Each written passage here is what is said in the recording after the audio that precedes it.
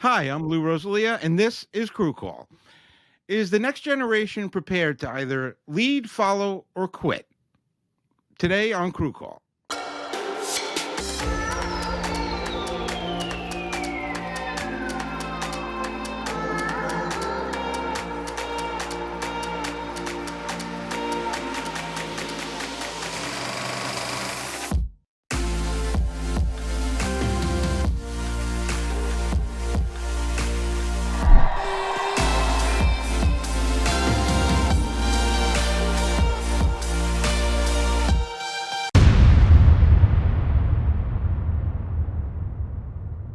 Joining me are my wonderful panel of esteemed friends, leaders, followers, and quitters, all in one brilliant package.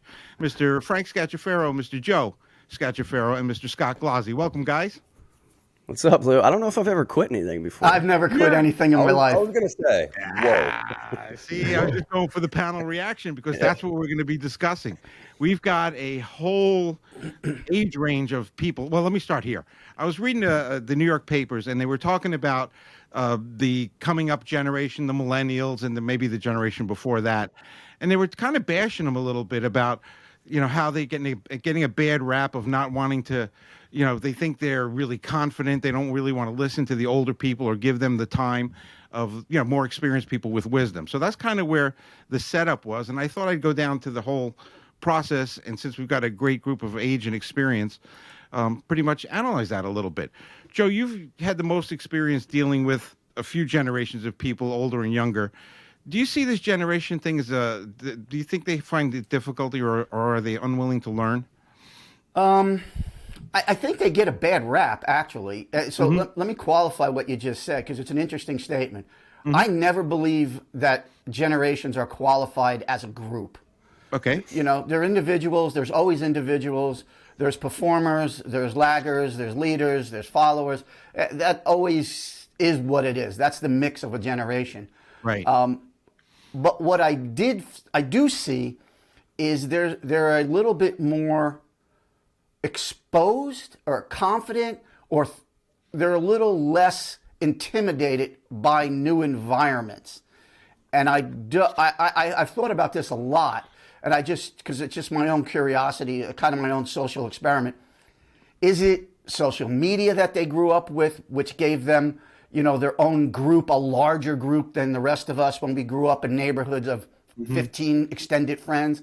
Is it being treated by, parents and an older group of people that are more about being your friend and spend more time studying what parenting is and blah, blah, blah. So I really I haven't identified what it is, but I do notice it, but it's not an issue for me.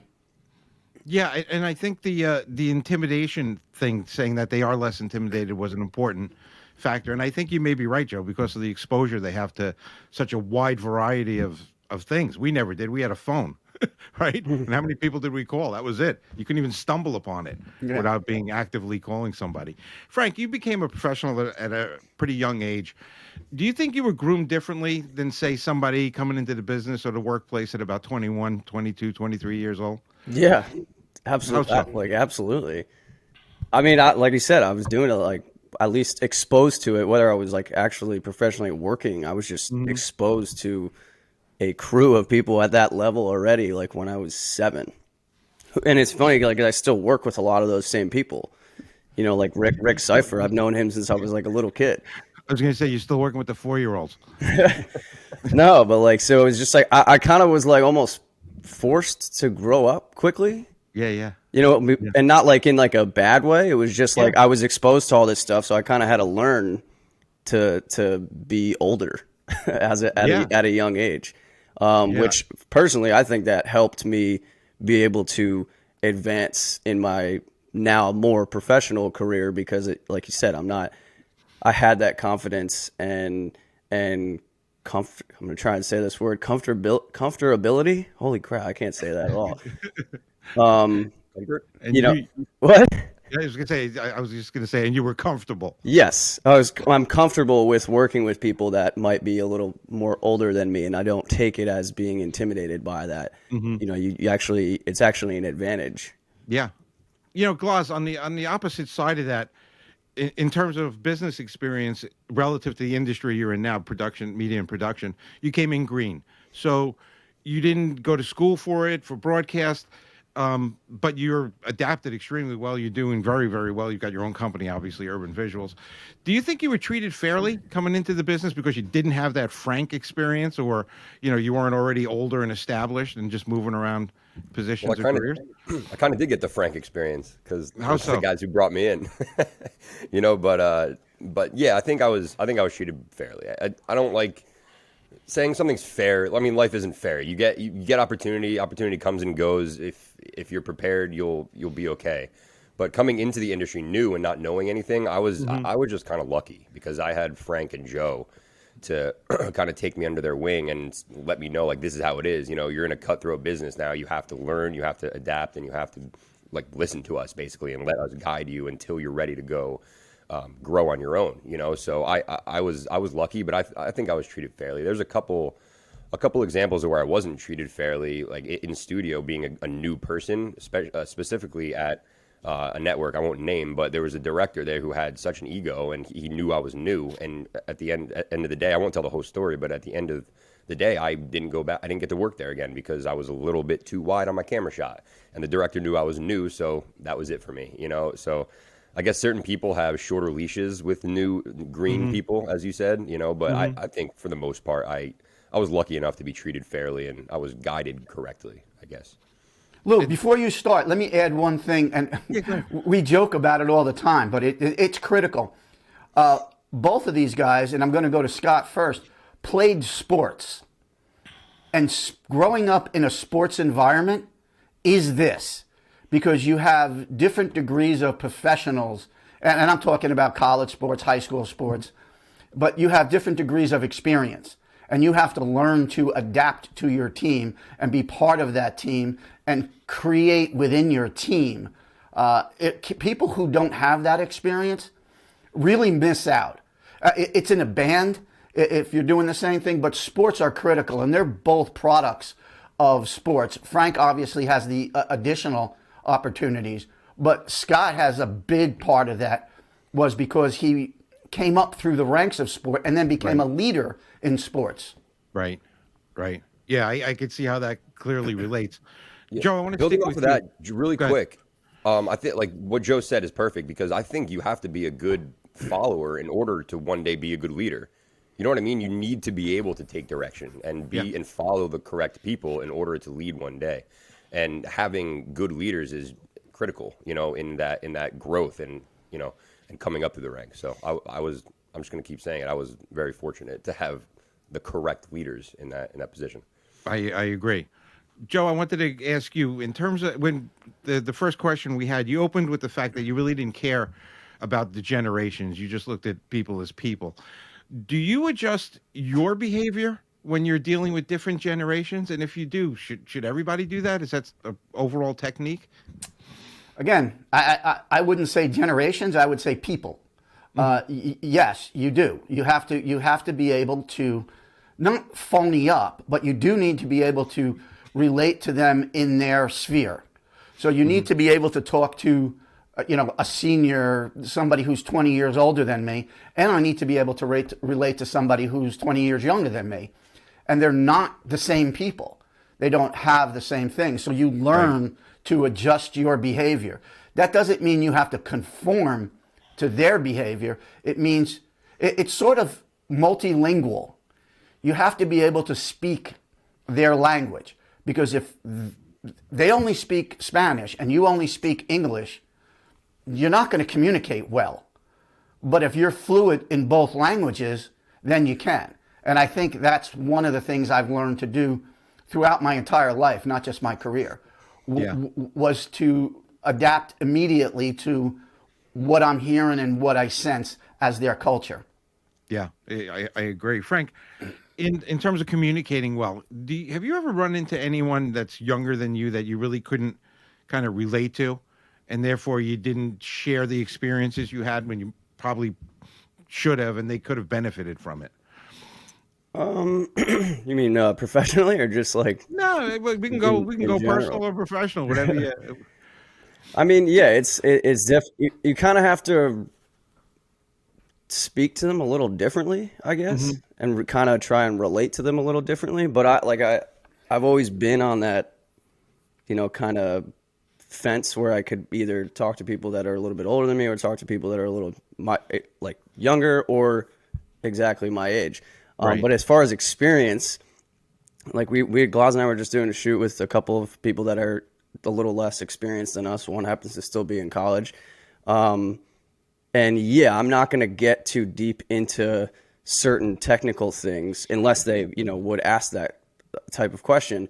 But it would be more, I guess, speaking to them as like a guide kind of way and more advice giving rather than, if I were speaking to somebody that is my more peer in a professional sense, I'm not going to speak to them as guidance or giving them advice on how to get ahead in the industry or how to break in and do that kind of excuse me, do that. But yeah, so I guess that would be the biggest difference. And then if they want to go down a certain road a little bit more about asking more about technical stuff, they always ask kind of weird questions sometimes. And like, I don't even, somebody just asked me like I think it was Raphael Gloz. He asked me some strange question when we were doing that shoot. And I was like, I don't even know how to really answer that question. He was like, I think he said like, who is the most famous person that you've shot? Oh, no, I'm sorry. He asked me what was the best play in basketball that you've ever shot? And I was like, what? I had no clue how to even answer the question. I was just like, like a dunk. I was like, I don't know. I don't really like basketball. But from those people who don't really do that often, I guess it's kind of a normal question. It's like, hey, like he's never shot sports, I don't think. So he's probably thinking like this means so much to you, which I mean it does. It's your career. Yeah. But he probably thinks you remember every great shot you ever got. Yeah. And I was just like, I kind of like started. I was like stumped. I really didn't even know how to answer the question. Yeah. Joe, do you think that could be nerves? Like they really don't know where to connect. They're trying to make that connection. Yeah, I mean it's a combination of a lot of things, and not being there, I don't know what it was, but Gloz hit on it. It's they don't know what we do. I mean, nobody knows what we do unless you do it. So if like people ask me if I did a concert, I saw that one thing and the guy blah blah blah, the guitar player, I don't even remember it because our focus isn't that. Right. Our focus, Frank and Gloz are shooting. They're not focused on the play. They're not watching the game like an announcer would, or like a statistician would. They're watching their shot. They're watching their frames. They're watching that. I'm in the same way. Even when I'm producing and I have to listen to all of these things, I'm looking at 16 monitors, and I'm paying attention to the rhythm of the show. Guys, how many times have you heard me at the end of the show? One of them come up to me and said, I can't believe so-and-so said this. I don't know. Yeah. I have no idea. They're in a nice, quiet environment in the studio. I'm in mayhem in the control room. Yeah. How many, if you had to write down, it's not a real question, but it's, for a real answer, it's more rhetorical. But how many amazing shows have you not seen, or sporting events? Probably thousands. Thousands. Yeah, like ones that you're at. Yeah. You know what I remember about the first Super Bowl that I shot with, that I went to with Frank? This is a Super Bowl. Yeah, maybe it was the playoffs. Maybe it was Green Bay going to the Super Bowl. I don't even remember. That's how much I don't remember. These are monumental games that are historic forever. I remember there was a couple of seconds left on the clock. Frank and I were positioned inside the team box, which is where the bench is. Right. And the team was going out on the field. The game wasn't over. Frank reached up and grabbed players and was pulling them back onto the bench. It was specifically Madison Hedgecock. I remember that. There was still time left, and I wanted him to get a penalty, and we were about to win. So, like, they were about to go run onto the field and, like, celebrate. And I'm like, dude, like, we're still in the game. Oh, my God. And then I'm realizing, like, I'm not on the team. No. Next day, and that's what I remember. Guy saves penalty. That's crazy. And I don't remember the game. I don't remember plays. It's the nature of the business. You just your brain thinks differently.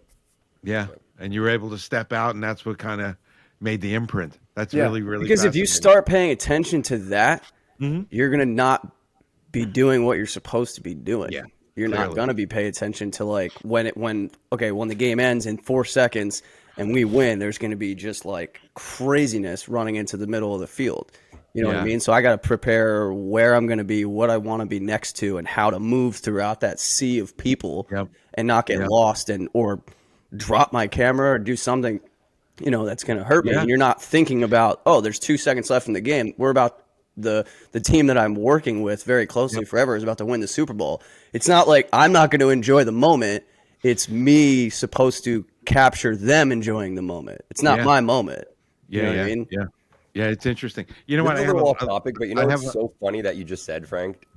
The people don't understand at the end of a game what happens. The rush to the center of the field. When I told you the other day, like I've always wanted to be part of a battle rush in the medieval times, like like two sides charging at each other. Yes. I'm not even kidding, Lou. That is what it's like. And I remember the first time I saw it, I'm like, this is crazy. Like this is absolute madness. Like both sides, like getting geared up with their cameras, ready to charge and get at whatever shot they can get.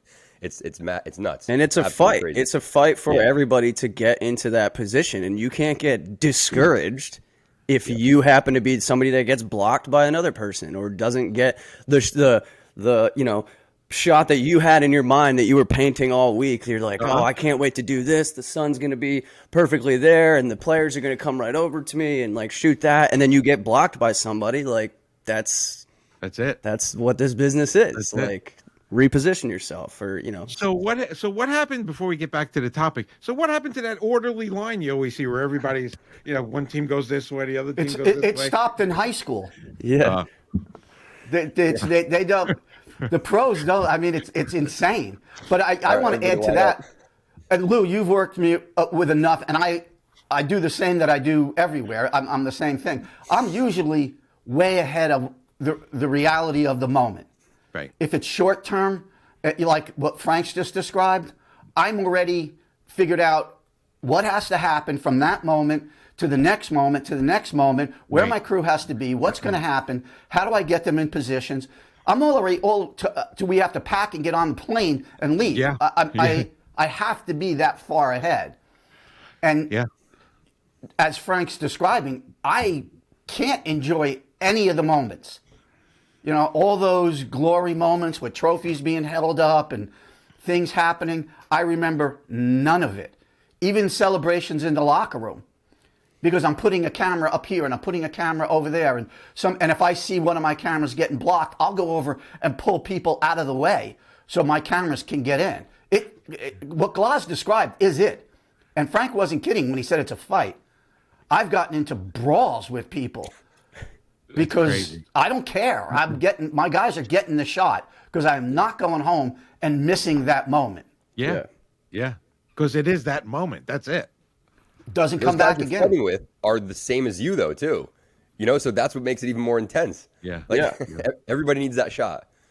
That's Yeah. crazy. If they're experienced, yes, they will bark back at you. And if they, and they'll be kind of like moving you without being mean about it, or just like give you a little elbow and be like, no, I need some room. But you also have, if you all understand that you have to be a little aggressive, but you're still being respectful at the same time. Right. Depending on who it is. Okay, Glass, thank you for that. That was a great little sidebar we did. It was really fascinating. Glass, did you find it easier working with people that are younger than you, older than you, or in your peer group? Not your preference. What do you find easier? Not my preference. Easier probably new people who don't think they know everything. New people who are willing to learn and are passionate and driven. We, like Frank just said, we had a shoot yesterday for Urban Visuals, and we had one girl. She came to willingly, not paid, nothing. She is passionate about photography, and she came to take behind the scenes photography for us. That's great. And that's why I brought her in. The reason, because she was young, driven, and wanted to work and wanted to not work but also learn on set. Right. And she was there, and she was asking questions. She was staying out of the way when she knew that we were busy, and she was easy to work with, just like you said. So, and she was younger, coming up, and she knows what she wants to do. She wants to do photography, and she is willing to go to these shoots for free and take photos if it will get her some other work, and if that leads to other work. So that's like the prime example of how you want to come up through the business. You know, you have to be willing to put in hours and work for free. And those are the people that I think are the easiest, but also the most enjoyable to work with. Yeah. Because they're passionate, and they won't just be on set working and doing what they need to do, but they'll also be lending certain ideas, you know, coming up with ways maybe to shoot something differently. And, you know, it's energy, you know, it's energy that you have on set that you can't substitute for someone who either has like an ego or is just wants to be done with the job and get out of there, you know? Right. Joe, So Look, think- hold it. Shameless plug time. Shameless plug time. go. The person he's talking about, her name's Mia, and she was on Ask an Insider. Ah, fantastic. And it was actually a very good. It was a great interview, yeah, and it's worth checking out. Okay, do so. back to you, Lou. No, back to you, Joe. The question is, take that Mia character who wanted to learn and was humble and eager and knew what they knew what they did know and didn't know. And my question to you is, how do you handle somebody who's young, very, very talented and bright, but considers themselves like, I'm better than my peers, and, you know, you step aside? That type of personality. How do you develop? I've had many. And a lot of them, I have several techniques and it's kind of, I go down the list, and it usually starts with, I'll pull them aside after a shoot or after a whatever production meeting, and I'll usually just mention to them, hey, listen, you really have to learn to, you know, back it down a little bit. And I know you're very smart, and I give them, you know, all the grace. I know you know what you're doing. I appreciate it, but you have to understand this is a team, and blah, blah, blah, blah, blah, blah, blah, blah, blah, blah. And, you know, and then I let them go the next step. If it happens again, I'll actually call them out in the team. Like when we're doing something. Hey, smart guy, you think you know how to do it? Yeah, go over there and do it. Let's see you do something. You think you know more than all these guys who've been doing this for 15 years? Yeah, good. Why not? You should just do the show by yourself. And that's strike two. Go ahead. That's strike two. Strike three, all right, I'm done. You don't fit. You're gone. That's it. That's it. No warning letter. No, this is in your permanent file. File. Sue me. Sue me. Yeah, it's too funny. Frank, can you recall a situation where someone's inexperience caused them to react really inappropriately after making a mistake? Yes. How'd it happen? It actually didn't. It happened recently, and it didn't even happen to me. I'm not going to go into the entire thing because then that would be at the same level as the other person of naming names and putting something out there publicly. That just is unnecessary. This is going to be good. Go ahead. But it goes back to what we were just talking about before, and like specific to something happening at a sporting event, any type of sporting event where, you know, there's a bunch of different types of cameras, whether they're network cameras, photographers, any media type person on the field, or court or ice or anything like that, trying to get the same shot. A friend of mine who was shooting was running down at following players at a certain point, trying to get a celebratory shot after a score. Right. And he, I guess, accidentally stepped in front of another photographer at some point and kind of blew her shot. But it's like, okay, everyone's moving at the same time trying to get that. It's not like he purposefully went in front of that person and blew their shot, whatever. So that happened.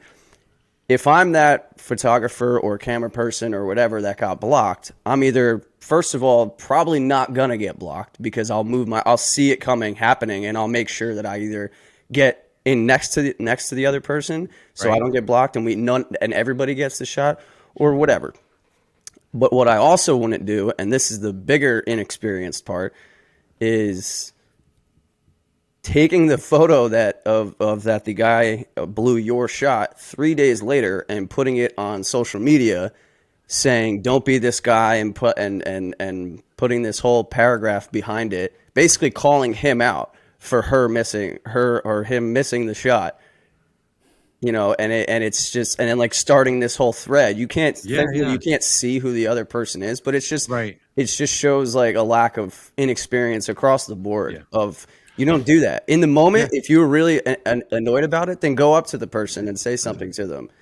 Yeah. Like don't attack them 3 days later after it's been festering in your mind and then you start this whole social media following trying to bash somebody for making an accidental mistake. Yeah, clear. Gloss, let me ask she, you. She had a large Twitter following too, like this photographer. I don't know her personally, but Frank and I had a whole talk about this incident. You know, and it just shows like you said it perfect, Frank. It's like that's kind of immature to do. You know, like go talk to them after the game. Yeah. You don't need to, if something doesn't go your way, you don't need to post and call them out because that could affect somebody's career. You know, that's way past it being personal. That's like attacking their career and their livelihood. You know what I mean? Their livelihood. So let me just punctuate what they're saying, because this is really, this conversation is very important. Yeah. Those environments that we're talking about are professionals, all professionals. Nobody's in those positions as a tourist. And we all understand the unwritten rules of how to do that. And the higher level of the game, the more the intense those moments become. Right. And if you get burned, you get burned. There's nothing you can do about it. And that, yes, you could go back to, you could go back to a me, and I say, dude, how did you miss that? You were right there. You had the shot, and you blew it. I got blocked. Oh, okay. Yeah. Right. Just make sure you don't get blocked next time. Set yourself positions. Or a me who makes sure that next to my camera operator, I have somebody standing there who's responsible for making sure his peripherals and moving, kind of positioning him better. But outing somebody like that, that's rank. That's just so immature. There's not like an HR department or like a complaint department for that person to go to, and you just don't do that anyway. Like I don't know if it's, even if I would, in a different setting, like I wouldn't go to HR anyway, just because I don't know if that's the way I was just brought up in this business or anything like that. But just, I don't know. If I had a personal problem with somebody, I would go to them and deal with it myself. I don't need other people to get involved because it's not their problem.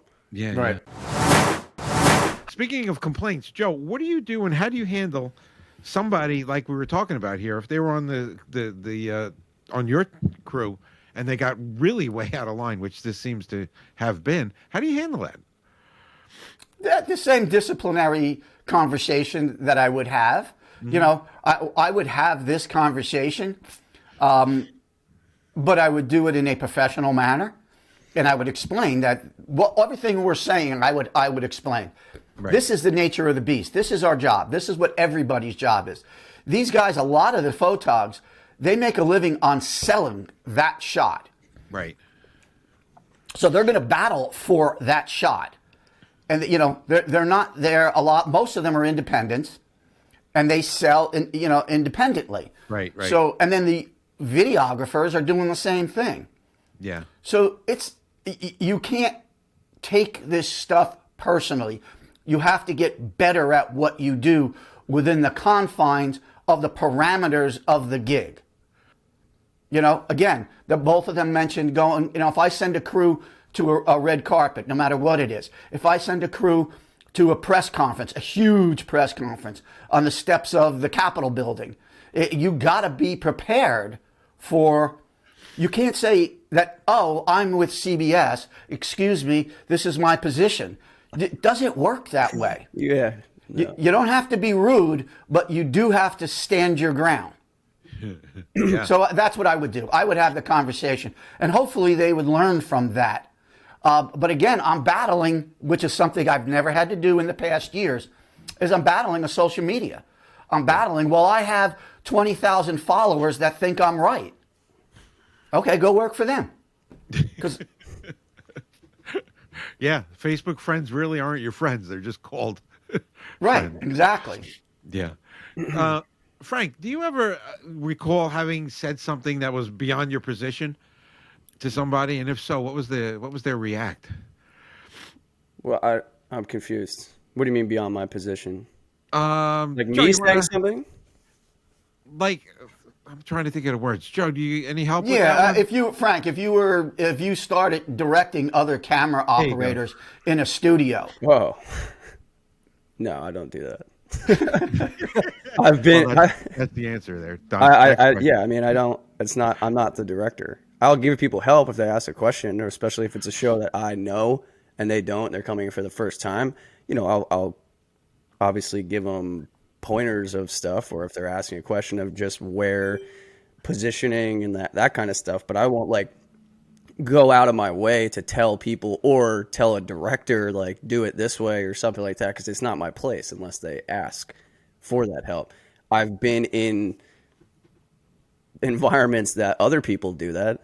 Other camera operators start that, like, maybe they do some cinematography work on their own on the side, but like you have to understand that that's not where you are right now. Right. You don't bring that head to that area, that job or that studio, because it's just not what, like. Lou, let me give you a quick there. behind the scenes of Sure, what go ahead. Frank and Gauze both experience, and every camera operator in the studio. Like I said, they're all in there together. In the studio, there could be multiple cameras. There could be up to 7. There could be up to 3. And if a director says something stupid, which many of them do, they're asking a camera op to, pull a shot that is stupid. They'll look at each other. And they'll usually look to the most experienced person. Right. The Gauze has got the look right there. Yeah. They'll look to each other and go, what is this? But you won't get on and say, dude, that's a stupid shot. Yeah. Yeah. Or he can't pull that shot from where he is. Yeah. Next time. You get, yeah. So you have to just roll with it, because it's, as you said, it's the position, and you got to respect the position, right or wrong. You got to respect the position. Yeah, I mean, if it's like in a studio where I'm really comfortable with the director, like just specifically at like the Giants, like I've worked with Jamie forever, like our director there, and like if he's telling somebody that's a little less experienced who's gonna do whatever he says or try and do whatever he says in that particular moment, if he's saying try and move here, I'll just be like, hey man, like he's way too close to me, the jib at this point. He can't come over any farther. I'm gonna block him. And Jamie will just, I mean, he because I've worked with him forever, like he would trust me that I'm saying the correct thing. Yeah. So, but in other environments, I probably wouldn't do that, depending on, my try and say that word of comfortability again. You were comfortable with it. Gauze, I was going to ask you in my next question I have written here about sports and how it paralleled with the professional career, but I think we've asked it, and the same traits and abilities and skills transfer. But I want to stick to the next question because it goes to directly what we were just talking about, like that look that you give each other. So I want each of you to give me an example of a time, if you can think of it, that the superior, that person outside of your position, the director, the producer, whoever it was, gave an order that you guys kind of looked around and said, nah, okay, we'll do it, and then did your own thing, and it came out better. What was that like? Ooh. Well, learning from Frank and Joe, let me figure out how to answer this correctly. When you have an idea in your head and I just had this conversation yesterday. We have direction and we know what we need to get, but it's the in between, how you get there, that kind of makes the difference. If I know a certain thing, a certain shot or composition that I want to achieve, but I am having trouble getting that across to my director, Right. Sometimes you just got to do it. If that makes sense. And I've seen Frank do this, and I'm not trying to like badmouth Frank or his work or anything. His work is amazing.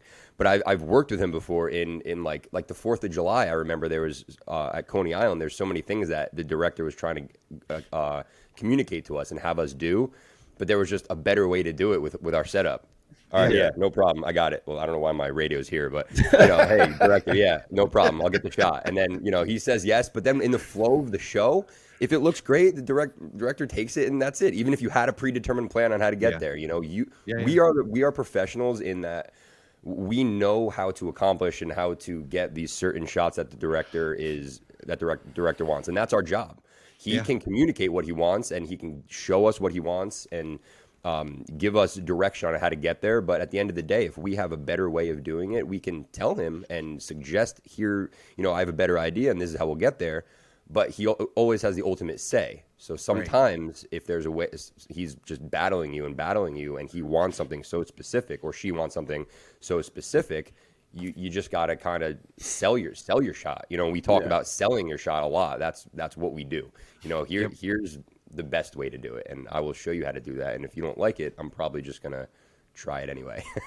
And a lot of good, like really good directors will one know all the tools that they have to use, all the different types of cameras, and know what camera to use for what certain shot. And if they don't understand something, hopefully like I said, good ones will come out to the floor, the event floor, the studio floor, or wherever, and they'll ask you. You know what I mean? They'll be like, hey, like I want to kind of get this. What do you like? How do you think you can achieve this? And I experience that a lot with when I do Jitticam stuff, because a lot of people haven't worked with it, especially new directors that haven't worked with it don't understand a lot of the ways that it should be used and not be used. So the good ones that I've come to work with a lot usually will ask me or the other operator that I'm with, like, hey, like, do you guys think you could do this? Or like, how do you want to go about doing this? And then we'll kind of talk through it and figure all that out. And then the other stuff is you just do stuff on the fly. and then you hear them and be like, oh, that's awesome. Or like, let's not try that again. Yeah. So if you're right, you're a hero. And if you're wrong, you're in trouble. Yeah. Not so much. Joe, anything? Take us out with the last story. It's interesting because I wasn't sure if you were phrasing it like, what have you done that I'm going to give you my initial one, the one that started my whole career, is when I started Triple S.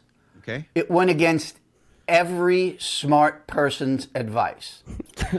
I was told, there's no market. You know nothing about being in business. You don't even know this device is going to be around for 2 years. Yeah. You're wasting your money. You're wasting your time. You're too young to be trying something, and you know nothing about how to break into this business.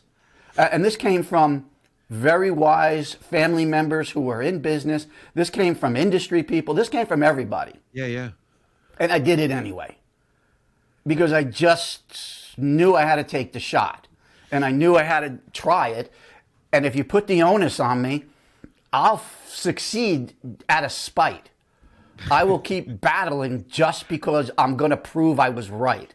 Yeah. Even if it was the stupidest decision in the world, I'm going to keep doing it till I'm right. Like cutting down a tree limb and standing at the top of a ladder with an electrical. It's like, now I'm here and I'm doing it. We could tell these stories forever, but we're running long because we had those great other stories in the front of the show. So I want to wrap it up here, and I want to thank you guys for a great show, a lot of interesting insights and connecting the fabric of the millennials, asking questions, you guys reaching out and speaking to people on their own level and teaching people how to be leaders, followers, and never quit. And with that, I thank you, my friends, and I look forward to seeing you next time. Ciao. Probably. See ya. Thanks, Lou. Take care.